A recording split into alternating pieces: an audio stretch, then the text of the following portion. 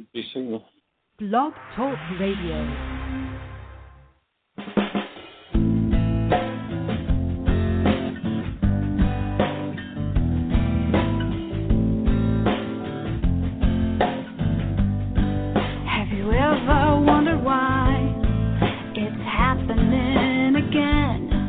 Welcome to MindShifters Radio with your co-host, the Forgiveness Doctor, Dr. Michael Ryce, and his wife, Jeanie. Michael and Jeanie share with you the wisdom of the ancient Aramaic internal process of forgiveness.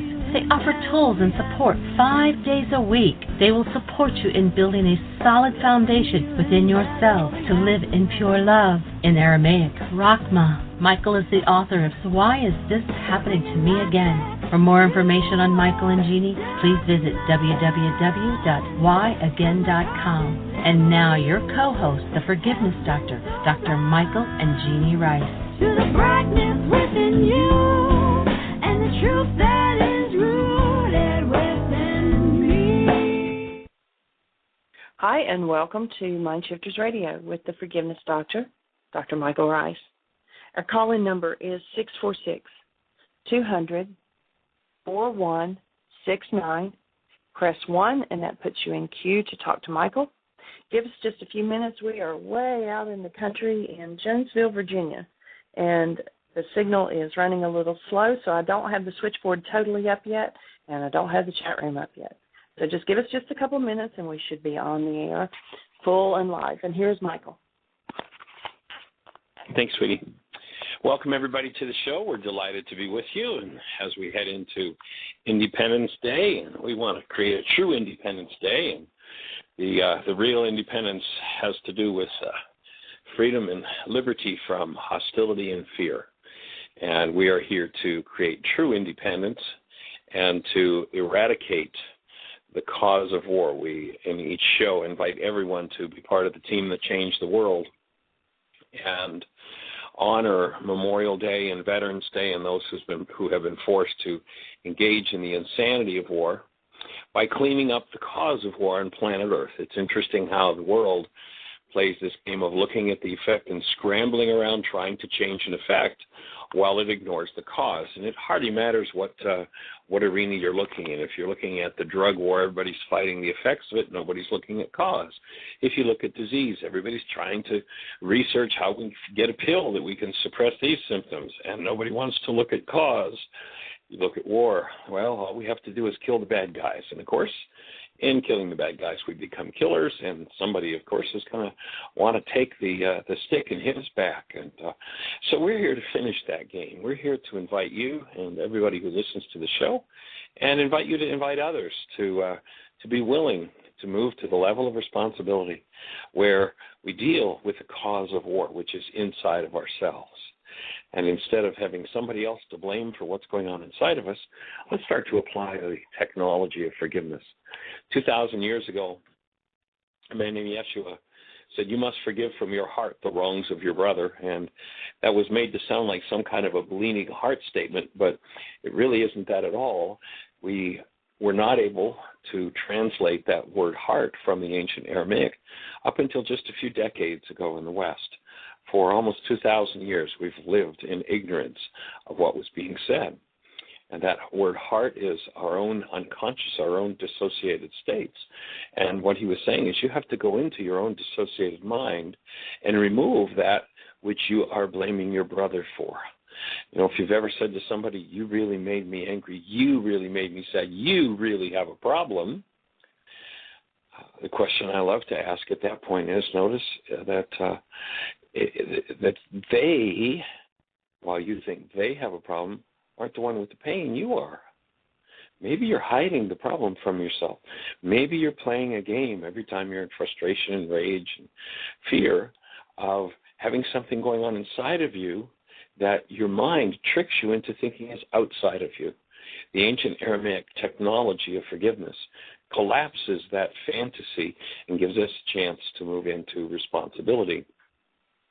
And by moving into responsibility, we remove the cause of war. We remove the internalized hostilities and fears that have us functioning like non-humans. And when I say functioning like non-humans, I mean functioning out of hostility and fear. an impossible thing to describe as human life. But there's a very powerful experiential definition for human life. Hold a newborn child. That's all you need to know. That's how you're designed to live. That's the energy you're designed to live in. Each one of us came in exactly the same way. And the world does its best to put its thumbprints on us, to take that awesome presence of love away from us and have us function according to its dictates. And so when you hear the statement, you must forgive from your heart the wrongs of your brother, you take everything you've been pointing the finger at everybody else for and blaming everybody else for, and you go inside yourself, you find that energy, and you remove it. Now you have forgiven from your heart the wrongs of your brother, and the need for war is gone. And so that's what we're here to do. That's what we're here to support you in. And it looks like we've got a problem still with the chat room and with the if anybody's on the phone, it looks like the chat room's not coming up, and the switchboard's not coming on, so we can't even tell who's calling into the show. But hopefully you're listening, you can hear us, and so we'll continue to move forward and see if we can get the technology aspect of things handled and get the switchboard to come up so that we'll be able to listen to callers and hear back from you. So this whole idea of you must forgive from your heart the wrongs of your brother. If you have an unresolved issue, if you have the physiological capacity for some form of hostility or fear, that hostility or fear is an energy in you that you have dissociated from. And what will happen when someone shows up in your life and that someone is resonating that hostility or fear that you have within is you'll use that information that is within you and you will create a symbol of that which is within you. The symbol you create will seem to be the source of your pain, but the source of your pain is really the source of the symbol. It's not the symbol.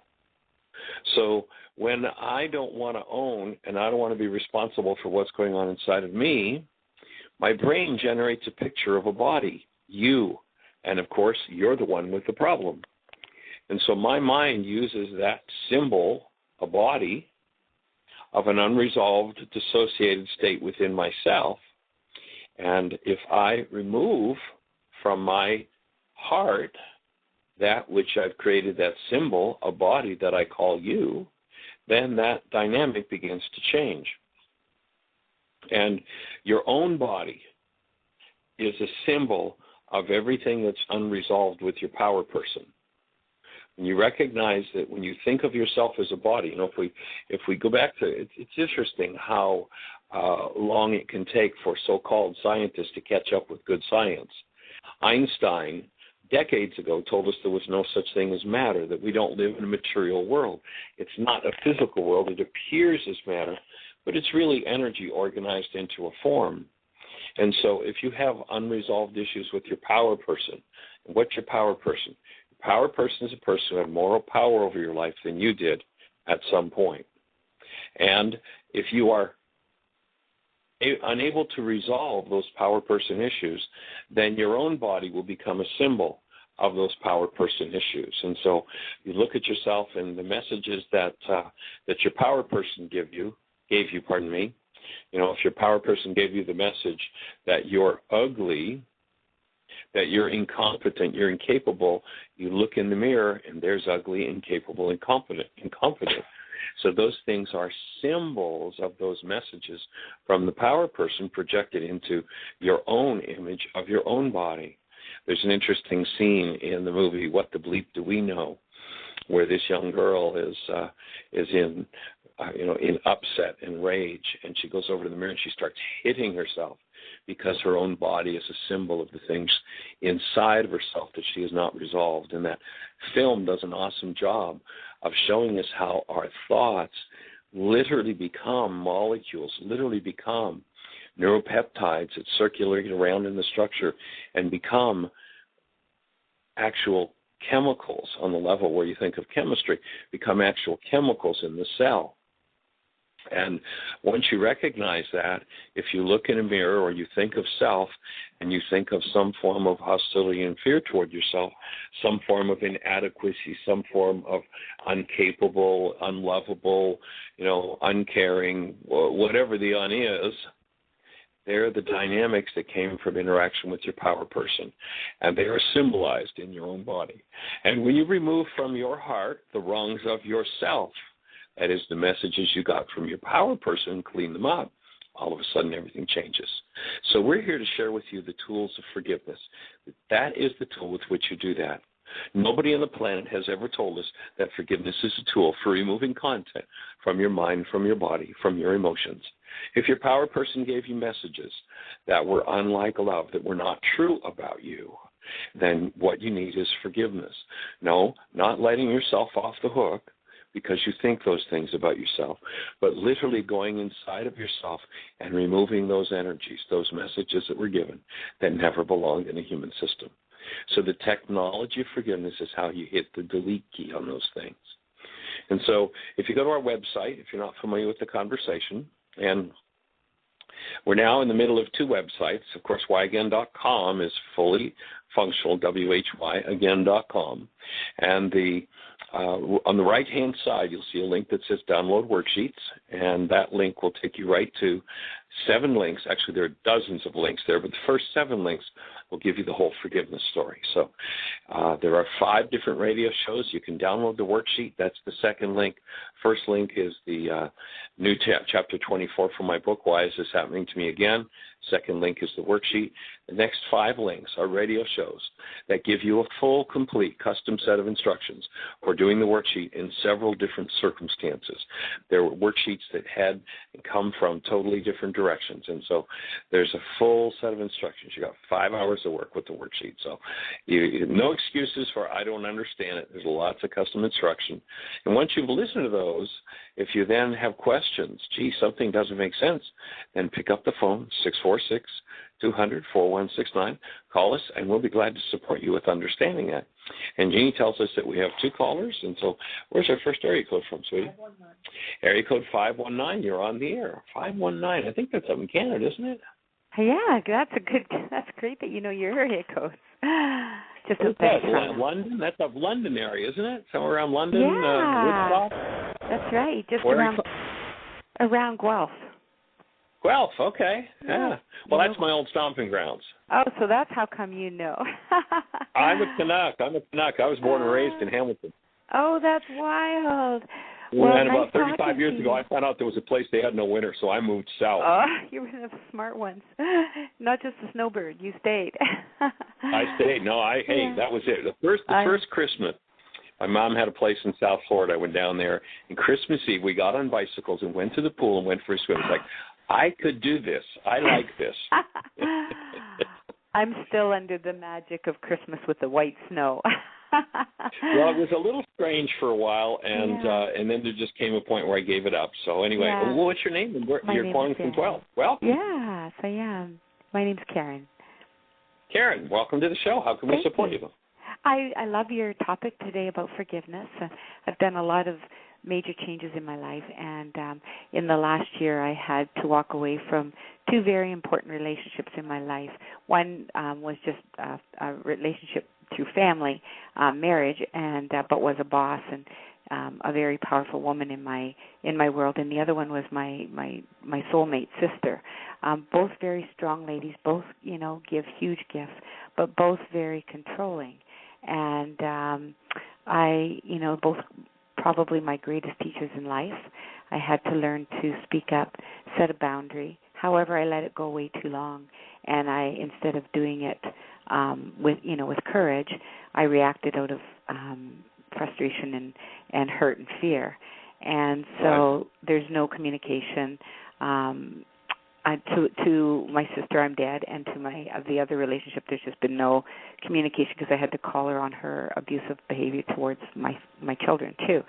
And however, when you talk about forgiveness, I know that I can't move forward until I, forgive, and I do send both of them love and light.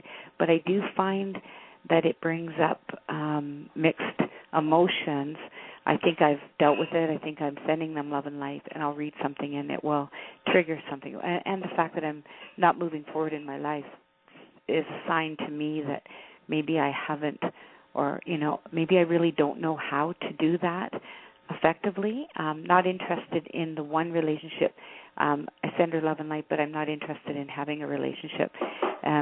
With my sister, would eventually love to reconnect, but I believe by me thinking that I was right and reacting like I did, I now, in hindsight, wish that I had have dealt with it sooner and dealt with it with more love and kindness. So here's our input, that I'm going to suggest that you never forgive your sister and you never forgive that boss. And for the behaviors that you did, you never forgive yourself, because that has nothing whatsoever to do with forgiveness. Our world has given us a trick. They fed us a Trojan horse that gets us in a lot of trouble. We've been told that, forgiveness is, you did something really terrible that caused all this pain inside of me, but it's okay, I'll forgive you. I'll let you off the hook for what's happening inside of me. And, of course, if I've got something happening inside of me and I let you off the hook for it, I've done nothing to change what's happening inside of me. So the thing that we've been taught is forgiveness is actually pardoning. And what we were talking about on the website under download worksheets is a tool with which you go inside yourself and you find the place where there's the hostility and the fear, and you remove it. So the worksheets I would suggest that you might want to do would be worksheets around these relationships and your fear of being controlled, issues of control. And as you go inside and delete and remove the hostility or fear, then whatever they're doing, you have no mechanism in you by which you can be controlled, because you've forgiven that mechanism. And they can do all the control games they want to try to do, but because you have no mechanism to respond to it, it's a no issue. It's just, there's nothing to it. And you simply stand as the space of love.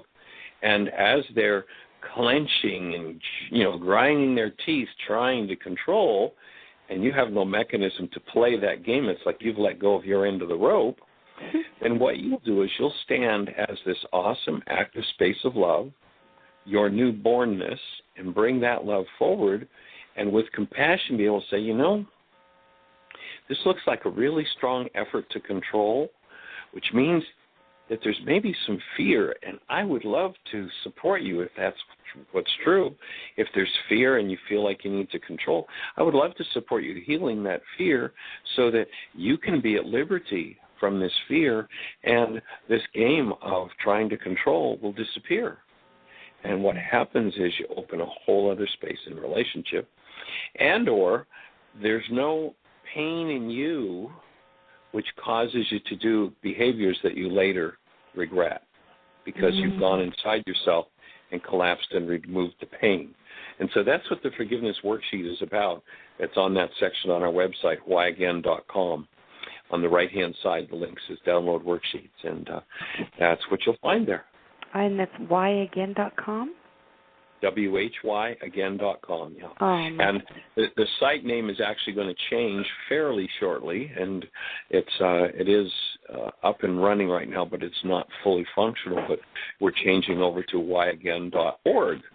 Oh. And we've got a whole new website with all kinds of new technology and cool stuff. But and I think the worksheets are going to be up near the top on the new site. But the old site is still up and operating, and you can get those tools from the site.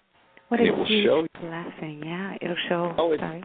Night and day. It's night and day when you start going inside yourself, and like you literally remove your very capacity to produce in your physiology any form of hostility or fear. So you just stand in your human life, and when people are in trauma or turmoil, you stand as a space of compassion and love, and there's no, whatever they're doing, there's nothing to forgive them for, because you can't forgive them. That's not possible. You can pardon them, you can let them off the hook, but that's not forgiveness. Karl Marx says, if you want to destroy a culture, all you have to do is change the meaning of its words.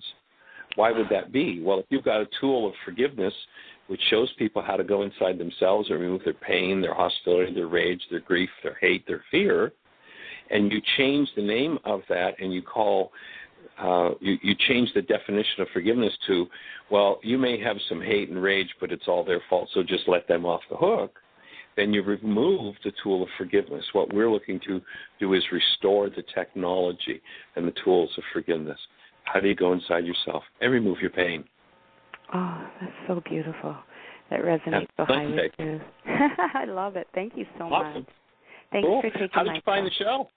How did you find the show? Went on and just felt divinely guided to call. I'd never called in, and the topic of forgiveness, because that seems to be a huge thing that I've changed so many things in my life, and I'm on the spiritual growth, but that seems to be the one that was lingering as I walked this morning over me as to how do I really heal this. I've handed it over in love and light. I've tried to send light to I've tried so many different things, and it seems to be that one little piece that keeps lingering. And my reaction. And what happens is that when we're in pain, what we tend to do is to deny the ownership of our pain. How do you deny ownership of your pain? What does denial look like? Denial looks like the words, you made me. You're really controlling and you're really trying to hurt me. Yeah. This really causes me a lot of pain. Well, now I just walked into denial, and when I deny, when I use that language, I language that somebody outside of me is responsible for something that's happening inside of me. I then dissociate from what's happening inside of me, and I can no longer change that which is happening inside of me because it's not mine to access. It's like I put a secret password on that part of my mind. Whatever thoughts, whatever feelings, whatever behaviors are there, if somebody comes along and resonates those thoughts, feelings, and behaviors, I'll make a picture of them, and I'll, say, why are you hurting me? I want to be finished with this hurt, and, I never want to do this rage again. But when the stress is up and the chips are down, whatever's in the dissociated mind takes over and runs the show. And there's where Yeshua is saying, you must forgive from your heart. He was saying you've got to go into your own dissociated mind and remove that which you put into your brain's image of your brother. Then you're free of it. Wow. Then if your brother's in pain, you're a space of love that goes, hey, can I embrace you and support you in healing? It looks like you're really hurting with all these control games you're doing. Rather than, you really frighten me with all this control stuff. Yeah, and it's funny because in my life, when I get into those games, I catch myself being in two places, one being on the side that I'm not understanding, but one behind them, loving them and trying to be compassionate about where they're coming from. But in the meantime, you can't be the victim and also be the savior. And exactly. So I was getting into that cycle where I was trying to save them because I understood their pain, and it was coming from another place. But I was also at the receiving end of their attack. So it was kind of like I was confused because I'm trying to understand and love, but I'm also, I'm also at the end of it knowing that, their reaction, they were totally shocked that anything they did would have caused that pain in me, and me being shocked that they're just not aware that they're hurting other people. They're just not aware. And I'm thinking, of course, I have to let go of that. That's not my business to worry about. It's healing myself within, which is exactly what you're just saying. So, right, and of course, they can't hurt other people. No, nobody can hurt you. But if you got a storage unit filled with pain, and a password that doesn't allow you to go in and remove the pain, anybody that can tap into that store of energy can hurt you. There's a cool passage in the ancient scriptures where the disciples kind of say to Yeshua, the Pharisees are down on him, and the disciples say, well, why don't you suck to them? Why don't you give them back some of their own medicine? And Yeshua says, I have none of that in my store. It's like, I don't have anything in me with which to hand out abuse and pain because I've gone in and done the work of forgiving all of that. And so I stand in a space of compassion and love. And what it sounds like you've been doing a significant amount of spiritual work, so you've developed the spiritual observer, the spiritual capacity to go, ooh, there's something more than meets the eye here, but you've still got the dissociated mind that hasn't been open yet that's saying, no, we need to get away from this. And once you clean that out of yourself, there'll be nothing to run from. You'll just be that space. Yeah. Well, even as an abused child, I had compassion for my abuser because I knew that they were an abused child. And, and that's when I started thinking, what is this? My marriage was breaking down, and in my divorce, I was trying to get away from the pain, but I was also wanting to comfort the little boy that was going through the pain, who was my abuser. You know what I mean? And I never understood why. Right. And the little boy and the little girl that were each dissociated were running the seeming adult minds that were insane. Insane is exactly. And I define insanity as a mind that's functioning without human life attached, without the active presence of love. And we're insane. Oh, my gosh. That's and beautiful. So what tends to happen is that we get stuck in these generational patterns of insanity. Literally, we are energetic beings, and these insane behaviors and patterns are passed from generation to generation to generation energetically. And so if we have a backlog of generations who did not have forgiveness, had no ability to remove the hostility or fear, then we have this cumulative database that goes from one generation that does their particular brand of insanity, adds a little more insanity, passes it on to the next generation, who passes it on to the next and on to the next. And forgiveness was disappeared from the planet about 2,000 years ago. Oh my goodness. Paul comes along, and he says, forgive so as to heap coals of fire upon their heads. Instead of Yeshua, who says, you forgive from your heart the wrongs of your brother, and then ultimately you will love those who hate you and do good to those who despitefully use you. You won't have to run away because there's no dissociated pain in you anymore for them to resonate. You just stand as a space of love and presence. Is that like removing buttons that aren't there? Exactly. One of my favorite tongue-in-cheek ways to say it is, if they keep getting your goat, you have to get rid of your goat. And when you forgiveness, change that how you do that. Does that affect your children? Absolutely. It opens the energy window. Whatever you haven't resolved at the time you conceive of your children, every issue is passed into their genetics. As you do your work, you open an energetic window for them to resolve that multi-generational issue that needs to be resolved. Oh, that's good. And most children very rapidly, once the parent starts to do their work, or if the parent teaches the child how to do the work and 2 generations start working on it, all kinds of awesome things begin to happen. Wow, that's beautiful. I had been an appointment with my daughter. Cool. What age is your daughter? She's 16. Oh, well, this would be a good time for her to get it and not have to go out and reproduce the generational pattern in order to try to deal with it one more time. Once we have already, yes. I see the generational pattern. Right. Once we have a dissociated state in our minds, that's the unconscious, and we'll unconsciously try to replicate the circumstances that will bring that to the surface and give us a chance one more time to forgive. But if we're not given the technology, when that stuff comes to the surface, we build pictures of other people and we're sure they're the problem in our lives. And so the beat goes on. Wow, that's so powerful. We're here to put an end to the beat. Yes, and start a different song.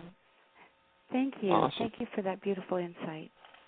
Absolutely delighted. And on the right-hand side of the website, or at the top of the new whyagain.org site, download worksheets. And as you start to work with them, there are 5 different radio shows. Listen through those shows. There are a full set of explanation of the tools. Okay. And then if there are questions, then we'd be delighted for you to pick up the phone and call us, and we'll continue this conversation and help you to refine the understanding and the use of the tools. Oh, my gosh. Thank you so much. What a huge blessing. Namaste. Absolutely delighted. All right, blessings. Take care. We're actually going to be up in Canada, going back to a family reunion, and I have kind of looked around for a place to present some of the work, but haven't really keyed in with anything. It's been quite a few years since I've been up there. So if there's a venue, a decent-sized venue that might be interested, when we travel like this, our workshops are free and we pay our own expenses. So we'd be glad to come present. Oh, well, I will. All right. How can I email you, and I will send you some information with that? Okay, if you just go to our website, At the bottom of the page, there's a link to communicate with Jeanie, the webmaster. She is the webmaster, and so she'll get the communication, and we'll take a look at it. Oh, that's so amazing. Wow, 2 blessings in one. I prayed for that today, too. I will look forward to speaking with you. I'd love to have you up here talking. Thanks. Okay, take care. Blessings. Safe drive up. Bye. Okay, we have another caller? 847. You are on the air. Welcome to the show. Hi, Michael. Who are we talking to? Elizabeth. Well, hey, Elizabeth. How are you, young lady? I'm wonderful. How are you? I am blessed and highly favored. Great. I go to the MindShifters meeting with Tim Hayes in Woodstock. Say again, with whom? Tim Hayes. Oh, right. Oh, cool. Fabulous. You're blessed. Yes, I am. And Tim is on the show with us. Is Tim on the show? He is. He's listening. He's right there. Hey, Tim. How are you, sir? Doing well, thank you. Hi, Elizabeth. I told him about 2 incidents that I had and something that transpired from it that was very interesting to me.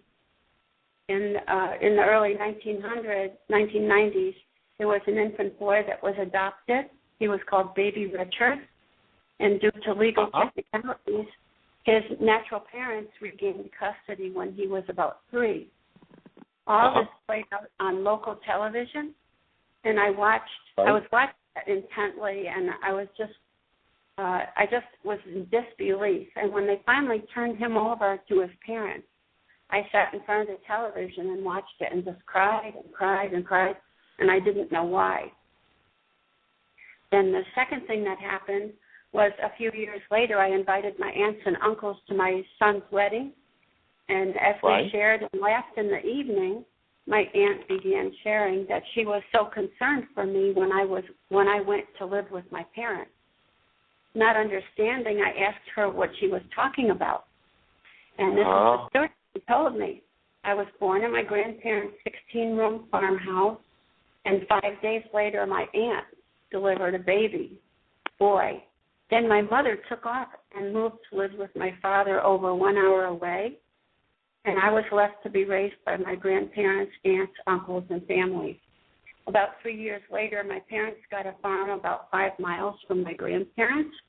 Then, as near strangers, they came to take my sister and I to live with them. My sister is years older than I am, and she told me how I used to cry, and she would sit on the porch and just rock me.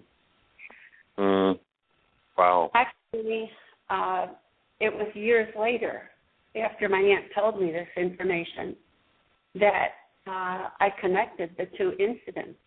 And it just showed me that our bodies have memories that our conscious minds have forgotten or hidden away. Yes. So it's kind of, along with the work that you do, this is just an example of how we work and how we function. Well, and that's what I was saying just a few minutes ago, is that the mind will always find a situation that will resonate or bring up that unresolved pain. And because most people stay in denial and talk about the situation that brings it up, they blame the situation instead of taking the initiative to go inside themselves and say, well, my tissue structure's producing pain. Maybe I need to go inside myself and decode the reason for this pain. And when I do, then I can remove it. Until I do, then I'll keep thinking, well, gee, it's this situation out there. I have a lot of pain for, this child is being taken from its parents, the only parents it knows to, and so there's always that resonance that will show us what we need to deal with. And, one of the skills that I'm always kind of pushing people to develop is the ability to decode their own internal messages that perhaps for 1,000 generations they've dissociated from. And so that's pretty powerful. That's an awesome story to share. Thank you. Yeah, but there are things that happen to children before they are at an age where they begin remembering things. And those exactly. things Well, and not only to the children, but to the parents of the children and the parents of those parents and those parents. Those issues are passed on. If they're not resolved, literally on an energetic level, they're passed through the genes to the next generation. And until somebody wakes up and says, I think I need to go in and resolve this internal pain instead of talking about everybody else and trying to get them to change so I don't have to deal with what's inside of me. I've really appreciated being in the MindShifters group I've learned so much. It's just been amazing. So I want to thank you for all that you do. Well, I'm delighted, glad to be on the team, glad to be supporting you, and I know Dr. Tim is. Dr. Tim, do you have anything to share with us today? Just that I'm glad that Elizabeth called in. It's a very powerful story, and I think that it's a good example of what a lot of us go through on a less dramatic level and never really get to see the action of. But it's a powerful example of that, the unconscious driving so much of what we experience and how we react to things. And I'm glad she called in. It can drive our behavior in ways that we're not even conscious of. Exactly. Well, that's the whole game. Most, it's pretty clear understanding in most of the culture that, we maybe are conscious of 5% of our internal processes, and the other 95% just drive us, and it drives us in some pretty crazy ways. Until we restore those parts of our minds to love, it's crazy time. And what tends to happen when those things are resonated is we hold our breath, we tighten up those places, which does not allow an active energy flow into those places that will clean them out. And so as you choose to soften and breathe and go into those places, active love can go into the cell that holds the pain and flush and clean and wash out the cell. But if we're in resistance and we're locked up, then that presence of love cannot function into that part of the structure. So, so delighted to have you on the show. Thank you for sharing that. Well, thank you very much for all that you do. Delighted. Glad to be on the team. And pardon my whistling phone, but there's nothing I can do to shut that signal off if somebody sends me.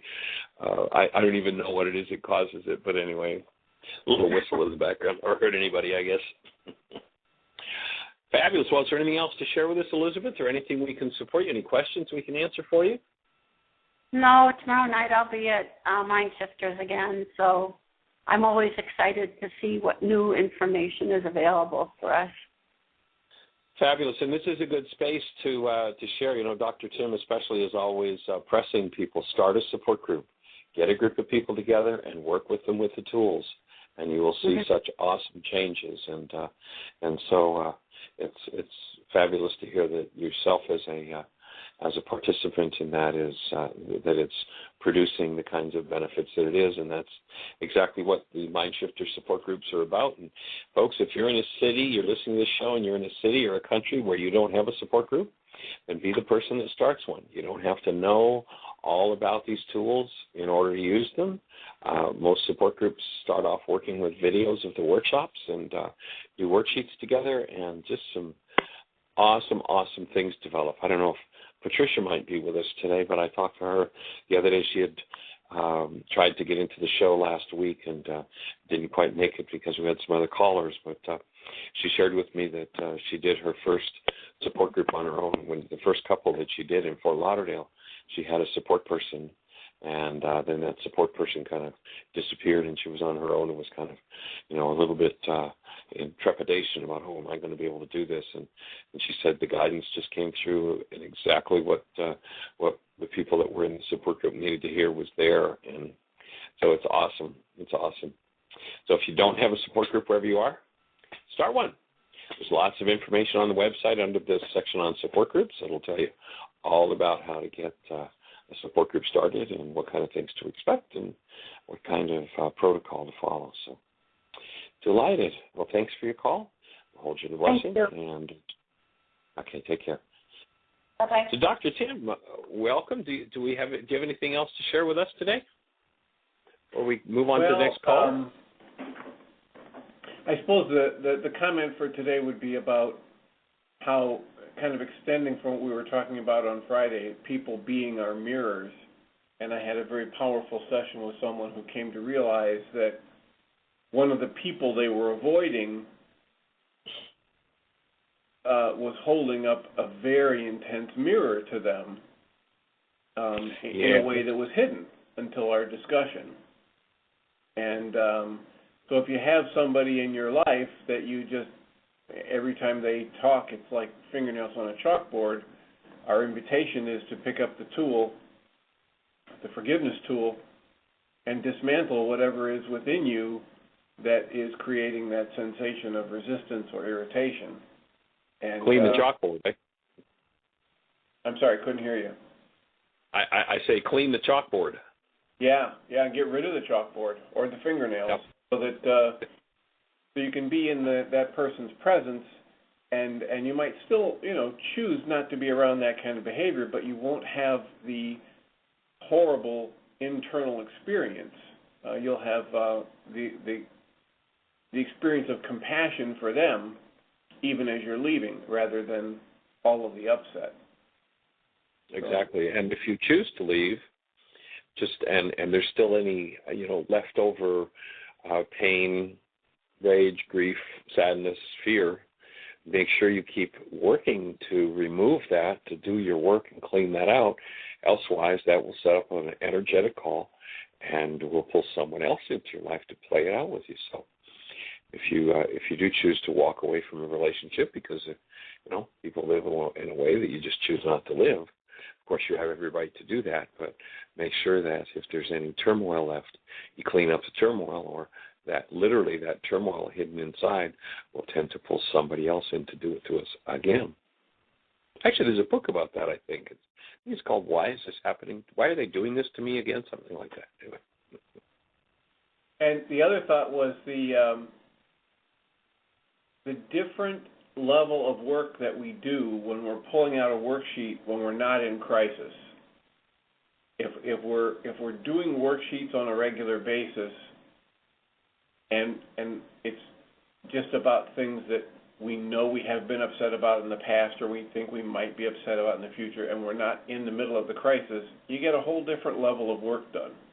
So we're encouraging people to do worksheets when they're upset, and as a regular routine to clear out what's there at a different level. Precisely. That's the idea.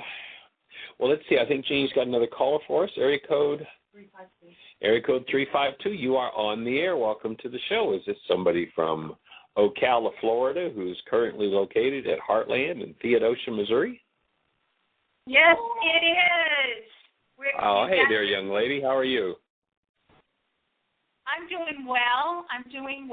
We're all sitting around the table and sprawled out in the living room, kind of hanging out. It's a little warm. It's mid-90s today so far.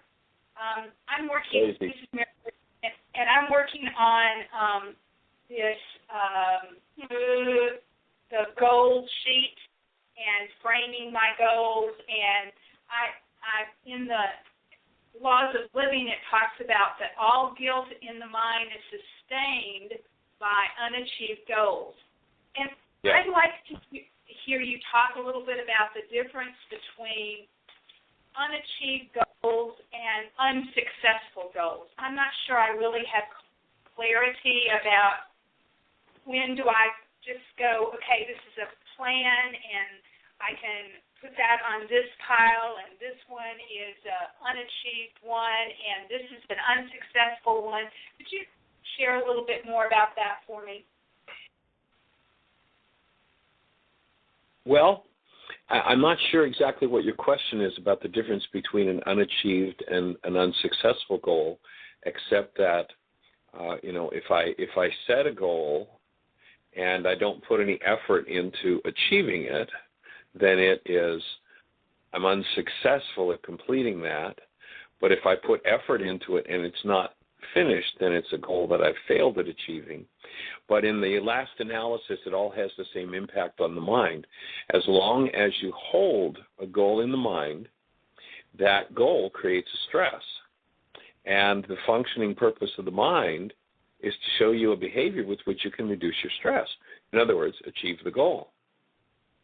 And when you fail at achieving that goal, then what we suggest you do by the end of the day, it's 11 o'clock at night, it's time for me to sleep, and if I just leave that goal unachieved in my mind, then what's going to happen is I'm going to close my eyes, and my mind is going to run and run and run and run and run, still trying to do its job, and that is to show me how to achieve that particular goal. When instead of going to sleep with that goal in the back of my mind and consuming all of that energy, when I'm ready to sleep, the idea is, was I unsuccessful? Did I not achieve this goal? Then I'm going to cancel it. And I'm going to remove this stress so that I get to sleep stress-free. If it's a goal that I'm still wanting to achieve tomorrow, then I'll reset it for tomorrow. And so I become aware as I'm using that sheet.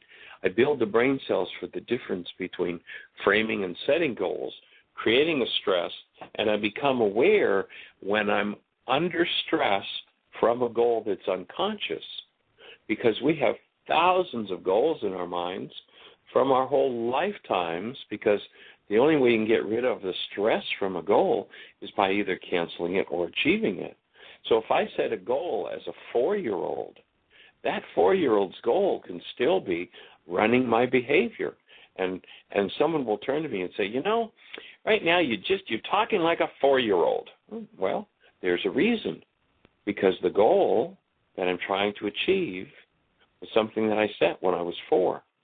And that resonance inside my mind is still calling on the 4-year-old's method of behavior to bring forward and try to resolve that goal. So that's the reason for canceling the goal at the end of the evening before you go to sleep, so that you're totally, completely stress-free. Then if you need to pick it up again in the morning, great, reset the goal. That helps a lot to talk about the successful and unsuccessful goals. On the mind management worksheet, it says return to plans. So any time during the day, if I realize that I'm not going to go to town today, so all the things that I had on my shopping list is not going to get purchased. So at that point, I can kind of mentally just say, I'm going to return that to a plan because I'm not going to do that today. Something exactly, else. And I cancel that. I cancel that goal, so my mind isn't still prompting me and nagging me to do something that I've already decided I'm not going to do. If I decide I'm not going to do it without canceling the goal, then my mind keeps churning, trying to find a way to get me into where I achieve that goal, because that's its job. It's just like this cybernetic device. You give it something to do, and it says, okay, I'm heading in the direction. Until you take that something away, it's still going to impact thoughts, feelings, and behaviors. Oftentimes people will do and say things and say, well, geez, I don't know why I did that. It's because it was an unconscious goal. And so I want to cancel the goal, and then if it's something that I'm going to do tomorrow, then I'm going to put it in my planner, for tonight. I'm going to reset that goal tomorrow morning, and then as I'm in a position where I can actually achieve it, that stress will be useful to me instead of a waste of stress and using up resources in a way that simply leaves me overloaded and burdened. I have an example of that. Tell us about it. Last week, my friend Lenore we were at the Treasure Gallery, and she saw that the fireworks were happening on Saturday. And we had planned to go to Mountain Home and Bull Shoals Dam and do that sort of an excursion. And I knew we would end up shopping because we have so many places that we don't get to go to on a regular basis. So any opportunity, we're going to take it. And the day was progressing as it was, and it seemed like it just kind of took us longer to get everything done. And we were driving back to Theodosia about 8:30 on Saturday night. Lenore was not in the car with us, but I had in my mind, evidently, because the evidence is there, that I had framed a goal that, oh, yeah, I'd like to do that. And, oh, yeah, I want to make sure that that's an opportunity. So we just happened to be driving home about the time that the fireworks started, and so we stopped and had that experience. That wasn't my intended goal, wasn't about necessarily seeing the fireworks. And I kept going to the people in the car, well, do you guys want to stop? I could go either way, but I kept framing it. Even my language was saying, you guys want to stop. If you guys want to stop, we'll stop. And it's all about, my goal was about helping Lenore get to see the fireworks, not necessarily me getting to see the fireworks. And so it's just an interesting awareness of that, how we frame a goal. And even though I hadn't put it on my list, it was still there somewhere. Right. And oftentimes we will unconsciously arrange our day and the behaviors that we do to achieve that goal, even though we aren't aware of it. And that oftentimes fits in places where there are conflicts in relationships. If there's something that I want to resolve, I'll oftentimes set up the very circumstance and then wonder why it's happening to me again. And if I go into a conversation about somebody else when it happens again, instead of going into myself, then I dissociate on a deeper and deeper level from that part of my mind that needs to heal. So that's an issue that I'm going to have to keep revisiting until I finally get, oh, there's a part of me involved here, and I want to create the safety and the space for that part of me to come forward for healing, to be cleaned up. And the answer is do all of the above. Okay, thank you. Do all of the above. That's it. You got it, ma'am. You got it, young lady. Gee, you're gonna be delivering that line for me in the intensives this summer. I'm working on all of the above, so it's become my theme song. It's either that or shut up. Or get off your story, whatever the next phrase is of just healing my story. So I'm guessing that there's other people in the room that might want to check in with you. And thanks, Michael. Look forward to seeing you next month. Later on this month.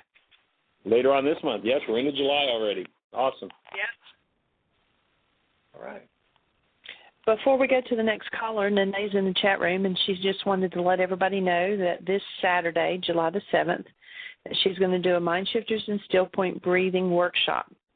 Fees $125. Bring light, loving food and the best of the energy that you have, and be ready to heal. It starts at 10 a.m. and goes until about 7 p.m., and it's 10966 Northwest 8th Court, Coral Springs, Florida. Does she have a phone number there? She does not have a phone number on there. Oh, yes, she does. My apologies. It's 954-607-9539. It's 954-607-9539. And we're down to about 5 minutes, and we have one more caller. Area code 336. You're on the air. Hi, Michael and Jeanie. It's Beth from Greensboro, North Carolina. Well, hey there, young lady. How are you? I'm okay. How about yourself? I'm blessed and highly favored. How is your breath session from Saturday fitting into your world? It was awesome. But I feel like I've had a huge layer come up today as a result of it. Oh, cool. Yeah. Share it, please. What's happening? Usually on Mondays I go into work a little later, and I started having a thought about work and my job, and that was something that had come up during my breath session, was wanting to leave the job. And I've been noticing I've been having more anxiety about my work, and I'm a nurse, and I work over the phone coaching people. And the more I'm into this work, the less congruent I feel with that job, because it's so traditional medical model. So as I started thinking about going to work, I started having, or was triggered with a lot of sadness, a lot of anxiety, and then the whole money story started coming up too, whereas I feel stuck in the job because it provides the income I need to pay my bills, yet I feel like I have to do it, that old story. So a tremendous amount of sadness came up. I started crying uncontrollably for an extended period of time, to the point where I ended up calling out today so I could focus on this. It sounds like a good place to breathe. Sounds like you're ready to breathe again. That's what I think. I actually contacted Lynn, who was there on Saturday as well, and I'm going to get with her later this evening. So awesome. That's confirmation for me, for you to say that that's where I need to breathe. Very cool. Yeah, it sounds like you're ready to peel that next layer off. That's fabulous. You know, it was interesting. I've thought about a lot about the one young man there that was, I think he's got 3 degrees, genius mind. And, you know, when we asked him to talk about feelings, he would talk about his thoughts, and it was his thoughts. And he was so locked in his head. And wasn't it awesome to watch him as he breathed and he came out of the breathing, and it was just like he didn't want anything to do with his head anymore. It's like, oh, my God, I've so lived in this mind, and now I'm living in my being. I'm living as I'm designed to live. And, like, you could hardly get him to say anything from his intellect. That was really, I thought that was just so cool, a demonstration of the principles as he did that. Yeah, thank you for pointing that out, Yeah, you couldn't get him to say a word except something from his head. It was intellect. You know, his father's an attorney, and, you know, I think he's got 3 degrees, and just, you know, was all intellect. And all of a sudden, he was just so in his heart. It was so just awesome he wouldn't say anything from his head. He was just like, ooh, I'm in the groove. I'm where I'm designed to live. So I thought that was pretty cool. Yeah, I didn't even make that connection. I guess I was kind of riding my own wave at the end of that session, but yeah, that's very cool. There you go. Yeah, it was. Definitely. So I guess that I burned off one layer to allow this to come up is what if I'm trying to make sense of how I'm feeling today. Is that a likely explanation, a crisis? Absolutely. Well, once you get to the next layer, and that's one of the challenges when people really tap in and start doing deep levels of work, is what yesterday they weren't even able to feel, all of a sudden it's right there in their faces because they've cleared the blocks out to feeling it and dealing with it. And so it sadly is a time when a lot of people turn tail and run because it's like, well, oh, my God, this is so big. How can I ever deal with this? It's like, well, all you do is your worksheets and you breathe, and it'll be done too, just like the last layer. But sometimes people won't hang around long enough to learn that. So I'm glad you called with that. And that's exactly what happens as you hit a new level of vitality, you're able to go to a new depth of your process. And you can only go as deep in as you are high up. And when you climb to a new layer, you can go to a new depth. It sounds like exactly what you've done. That's fabulous. Yeah, that's how I felt. I felt like I was feeling things that I wasn't allowing myself to feel before, the depth of it, definitely. Exactly. Yeah. Well, and when you look at what your mind shifter brought up, you go back, and that was all good things that were hidden that you weren't allowed to feel. So here it is. It's in your face. That's cool. Right. Well, thank you so much for the support. Absolutely. It was wonderful. You've got it, and thank you for your support in getting things together in Greensboro, and we were delighted to be there. And, you know, we're just about out of time. This has been like these hours are going by so quickly. But we're delighted to have everybody on the show. We invite you to bring a stranger. If you're going to be in the Asheville, North Carolina area next Friday night, we're doing a raw potluck out in Weaverville. And then Saturday morning from 9 till noon, we'll be doing Why Is This Happening to Me Again? And then Sunday we'll be in Birmingham all week, full week of workshops in Birmingham, Alabama, before we head back to Heartland for our intensive season. So glad you're with us. Have a blessed day. The best year yet of your eternal life. Take care. Bye-bye. Thank you for listening to MindShifters Radio with the Forgiveness Doctor, Dr. Michael Ryce, and his wife, Jeanie, who present the internal Aramaic process of forgiveness. Michael and Jeanie are here every Monday through Friday on Earth Angels Radio. For more on Michael and Jeanie, please visit www.whyagain.com. That's www.whyagain.com.